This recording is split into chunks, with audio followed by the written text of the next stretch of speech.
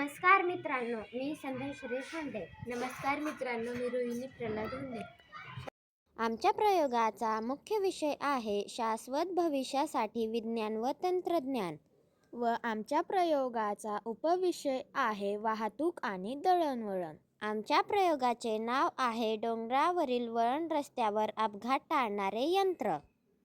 या प्रयोगाची उपयोगे पुढील प्रमाणे: 1. वाहनाचा वेग मर्यादित राहतो. 2. वन्यजीवांचे संरक्षण होते. 3. प्रकाश व ध्वनी यांच्या वेगातील तुलना करता येते. 4. पर्यावरणाचे संरक्षण होते. 5. ग्रामीण व शहरी भागातील प्रवाशांना उपयुक्त. 6. विद्युत वहन कसे होते हे समजते. 7. सुखाचा प्रवास करता येतो. 8. वाहन चालकाची व प्रवाशांची जीवितहानी टळते. 9. दरोडा व लुटमार यापासून बचाव होतो. 10. रहदारीच्या नियमांचे पालन केले जाते. 11. शासनाची आर्थिक बचत होते.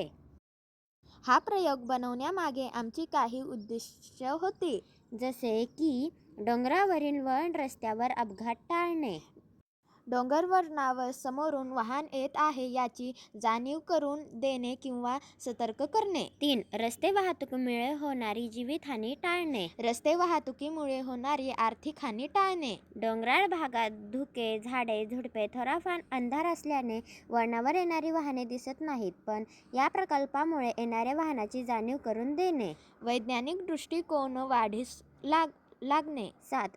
टाकाऊपासून टिकाऊ, निरीक्षण शक्ती वाढते. श्रमाची व वेळेची बचत होते. रहदारीचे नियम पाळण्याची सवय लागते. हा आहे आमचा प्रयोग. धन्यवाद.